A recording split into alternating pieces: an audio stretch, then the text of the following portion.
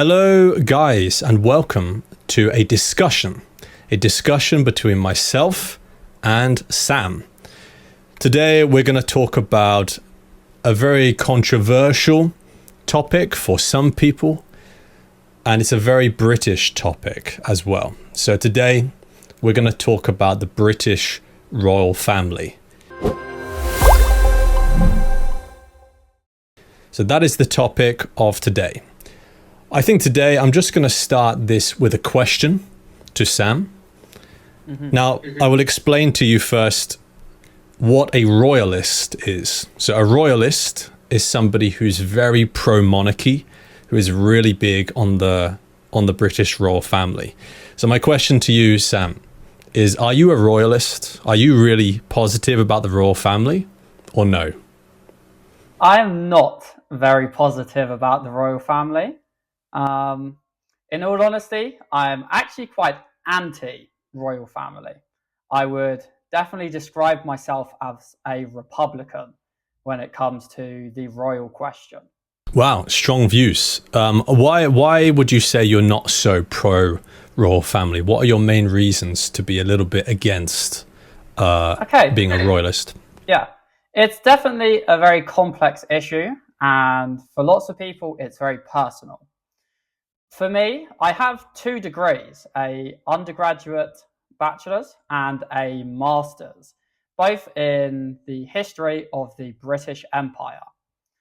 For me, I think this institution, this family, represents all of the worst elements and worst parts of British society, British culture, and British history. I think it's quite old, it's quite archaic, and it doesn't bring me, a normal British person, any benefit at all. Yeah, I understand these kind of arguments, right? Like definitely the history of the British royal family, I don't think is really a happy, nice history. I suppose one common argument that you will hear in favor of the royal family is the most common one, like that we hear in the UK, is about tourism, right? In that there are positive sides to having a royal family here, and one of them is it brings in a lot of money. It brings in, a huge amount of money through tourism into the country, and that, like, in turn, like, normal British people benefit, like, in some way. Like, what would you say to that, Sam? Is that a positive thing about the British royal family, would you say? Well, I have to say my opinions on it are a bit skeptical.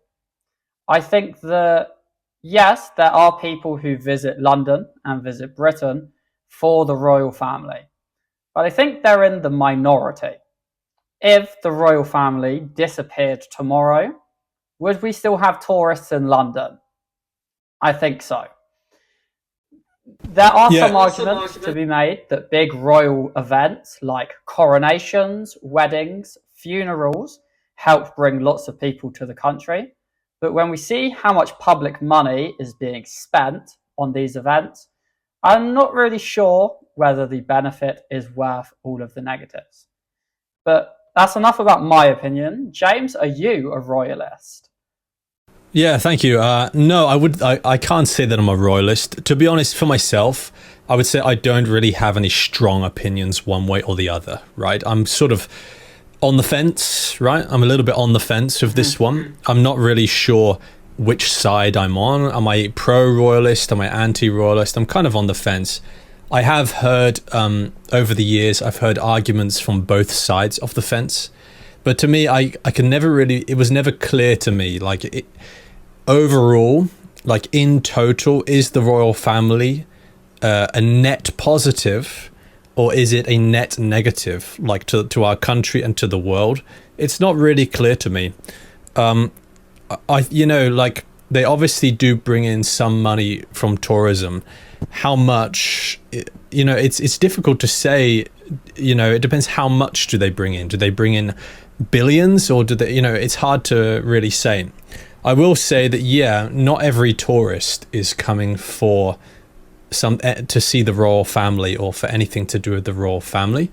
But then if people go to London to see, like, the changing of the guard, right? You know what the changing of the guard is, guys. In London, there are the royal, I don't know what to call them, royal guard, right? And it's the ones with the big hats, the big black furry hats. And a few times a day, they will change the guard in London, and everybody comes to watch the changing of the guard.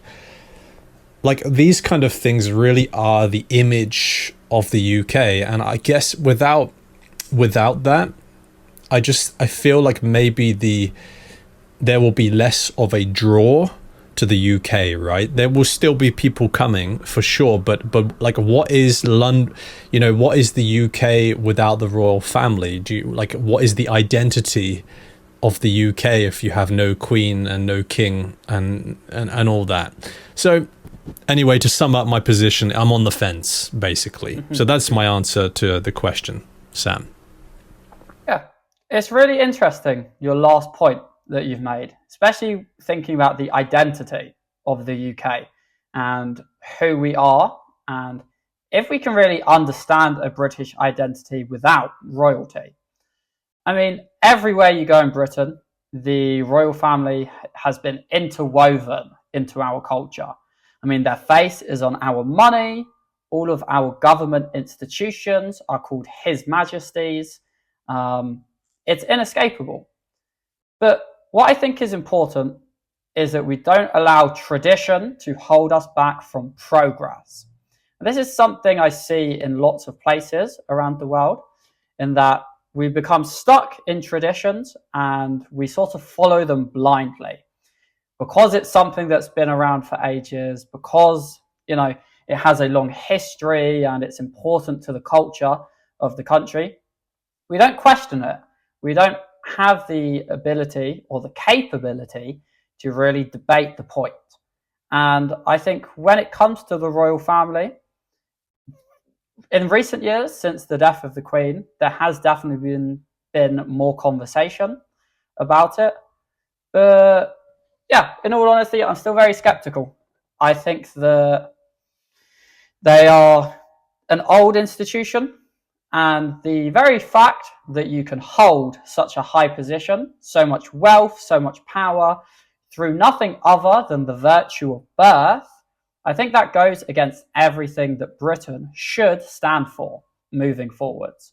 I think it's a call to the past instead of a look to the future. Yeah, these are definitely good points, right? I actually have I have a response to this, right? Because you are talking about how traditions can sort of hold us back, right? Like that we should move past traditions and so on. However, think about this. Okay, think about this. I don't remember who said this, but there's like an old saying, which is, if you are walking in an unknown place, right? If you're in an unknown territory, let's say, and you come across a fence where you are, the saying goes that you should not get rid of that fence. Why is that? Why should you, if you come across an unknown fence, why should you not get rid of the fence? It's because you don't know why the fence is there and why the people put it there and what it's guarding and what it's keeping in. So what am I talking about? What I mean is that in a lot of cases, these traditions that we have had, right, the traditions we've had for a long time, like there is actually a reason why they were put there in the first place. And maybe as modern people, like we can't see that. Like, do you understand my metaphor here, right? If there's, you know, we come across a fence and we're like, why is that there? That's just an annoying fence. Let's get rid of it. But actually, maybe that fence was important, right? So here's what I'm saying with the royal family. Let's try and make my point here. Maybe the reason the royal family was there in the first place is maybe to maintain a kind of like maintain order. I mean, like, there is one thing to say about having a king or queen, and that is that they do stand as a kind of neutral figure, right? Meaning, like, they're not, if we think of politics, right, they're not on the left, they're not on the right, they are just there to be a kind of neutral figure that does not, like, take a position on anything. And so that maybe, I'm not saying I believe this. I'm just saying maybe. Like, maybe having a monarch, like a king or queen, perhaps it keeps a country more stable, because if you take somewhere like the US, there's no monarch, right? You only have the two main parties. And maybe this makes things a bit less stable because there's no central figure, right? There's no neutral figure which kind of holds it together.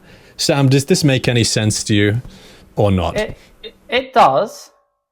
However, I'd say your point would be far better received if the UK had been a stable place in the last 15 years. I think we can both agree that it has not been. When we're looking at this fence metaphor that you've brought forward, it's easy to look at it from one perspective, but avoid the other by saying we don't know what the fence could be protecting us from. We don't know what might be lying behind it. We could argue the other side as well. We don't know what this fence might be keeping us from. You shouldn't hop over the fence because it could be dangerous on the other side. But it could be amazing as well. The royal family have a long, long tradition, not just in Britain, but royal families across Europe and the world as well, in all honesty. They have come from an old economic system called feudalism. Feudalism is where a king or queen, a monarch, owned all of the land and they distributed it amongst other important and wealthy people, known as nobles. The average person, the working person, would work the land for these nobles, and in response, they would be able to keep a small amount of what they produced. We no longer live in a feudal system. We all have the autonomy to sort of create what we want from our lives. If we want to try and move through social classes, we can. Feudalism, and therefore the royal family, create this impression or this idea that you are born to a certain value. Those born into the royal family are deemed as having a higher value than you or I. James, when I sit here and I think of the fact that I am somebody's subject, something that I hate. I'm not a person, I'm not an equal, I am a subject. And that is something that I can never support in 2025. Yeah, I mean, I find it difficult to disagree with what you're saying. I mean, I agree. I mean, it's crazy to think that anybody is better than somebody else just because of where they were born or which family they were born into. And you're right that, like, nobody really believes this anymore, do they? Like, nobody believes that there is even such thing as a noble family. That, like, because of course in the past people thought that the royal family were put there. I think people believed that they were put there by God, right? That they were like God made it that way, that the royal family were, held the highest position in society. Sorry to interrupt, James. It was known as the divine mandate, the idea that the king was selected by God himself. Yeah, the divine mandate. And so that, even religious people would be saying that the king, you can't say bad things about the king, because to say bad things about the king is like saying bad things about God. Like, are you questioning God, and so on. But anyway, the point is, I have to agree. I think it's crazy. I think it's insane to think that somebody is better than somebody else because of the family they were born into. I think it's ridiculous.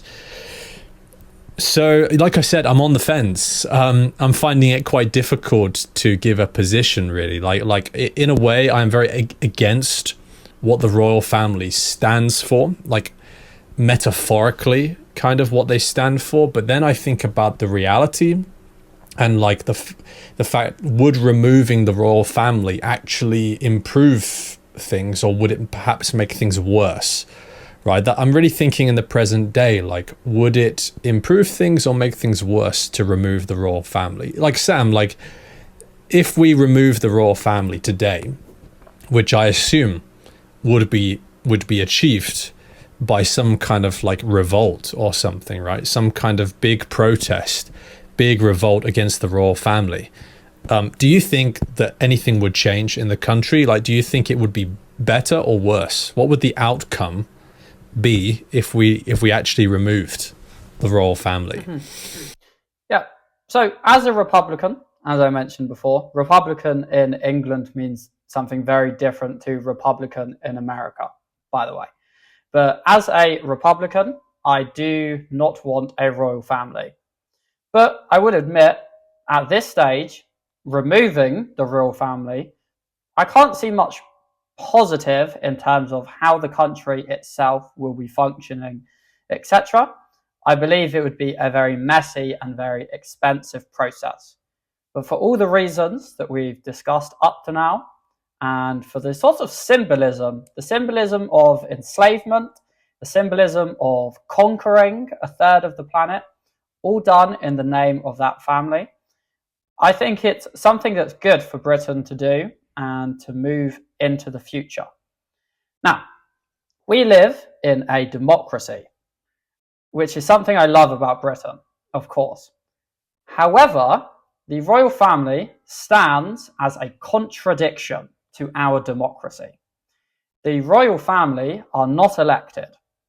There is no merit or say in their position.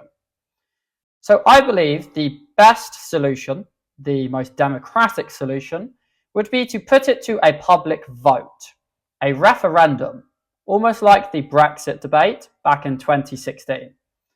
You propose to the people a very simple question. Should we keep the royal family? If you say yes, and the country agree, the royal family stays in its current position. If the country says no, the royal family lose their title. They will probably still be living in Buckingham Palace. They'll probably still have all of the wealth, but they lose their title. And for me, that's the most important thing. I will no longer be a subject. And that is something that's very important to me. Yeah, it's an interesting thought experiment, right? It's an interesting thought experiment to think if we did have a vote today in 2025, if we had a vote for everybody in the UK to say, should we keep the monarchy, to keep the royal family, or should we get rid of the royal family? How would the vote actually go? Right? I do wonder this, like, what would the voting actually be? And I have to suspect, to be honest, I think if we actually had a vote today, I think they would be voted to get rid of the royal family. Like, I would say probably the majority of people would want, I think a lot of people are suffering economically at the moment, and they're struggling to buy a house, they're struggling to make ends meet each month, right? They're struggling to make ends meet every single month, meaning that it's difficult for them to pay their bills each month. So people are really struggling to make ends meet right now. And when you look at the royal family and they have all this money and they didn't really do anything to earn this money, I think that a lot of people would vote to get rid of them at this stage. So maybe that's why we're not having a vote, because they know that we would probably vote to get rid of them right now. Overall, I would say probably younger people would vote more to get rid of the royal family, whereas on the other hand, older people would probably vote more to keep the royal family. Sam, what do you think if we held a referendum? Like, if we held a referendum today, which way do you think the vote would go? Yeah, so I actually did a class on this with my advanced students a few months ago. So I don't remember the exact statistics, but actually there are still more people in support of the royal family than those against the royal family. It's fallen to its lowest level ever, and it continues to fall, however. And if an issue like a referendum was brought up, people would become far more knowledgeable about the subject and be able to make a better decision, a more thought out decision, I guess. So that could definitely sway the numbers as well. I think as of right now, I imagine they would stay in. I do not think the British public would vote the royal family out. I think in 10 years' time, the vote may be quite different. As you said, the numbers show us the support amongst the young people for the royal family is always far lower than older generations. So as the older generations are dying and more young people are being born, the public opinion has definitely been shifting. The final thing I want to add to this debate is it's not always about age as well. A lot of it does get wrapped into your political identity. For example, those on the left are far, far more likely to be anti-monarchy, whereas those on the right tend to support the monarchy to a greater extent. So, before we finish up the video, James, do you have any final points or statements that you want to make about the British royal family? Yeah, I don't think I have anything new to say other than what I have already said, right? And basically, my current position on the royal family is that I'm on the fence, basically, right? I'm basically on the fence. I'm not really entirely sure which way, if I was given the chance to vote, whether to keep the royal family or to get rid of the royal family. When I went into that voting booth, I don't know what I would vote for. It is something, it would be very tricky for me to decide.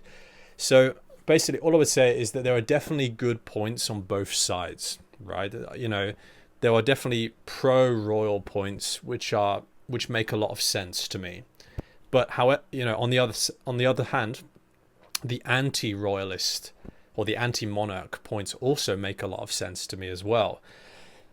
I think it'd be a difficult decision. And so at the end of this discussion, Sam, I'm still on the fence. You've made some good points, but I still I can't haven't convinced you then. Not quite, not quite. You did a good job. You definitely gave me some food for thought in this discussion, right? You definitely gave me lots of food for thought. But no, I'm still not sure. Sam, what are your final words on this discussion? Yeah, I think we've looked at this issue from a very British perspective. But something important to remember about the British royal family is that they have an international outreach. And there are many countries around the world still who have the British royal family as their monarchy. I believe Canada is still, I'll ask Justine and see if it is, but I believe Canada still have the British royal family as their monarchies. Recently, we have seen a big wave of countries rejecting this. I know Jamaica, I believe, recently decided to become a republic and no longer recognize the British royal family. So this is not just a British issue. This is something that spreads across the globe as well. Thank you, Sam, for those final words. And thank you, everybody, for watching today. If you do like this style of video, please let us know in the comments. We will definitely consider making more of these longer videos at the upper intermediate B2 level. Anyway, thanks everyone for watching, and I will see you in the next one.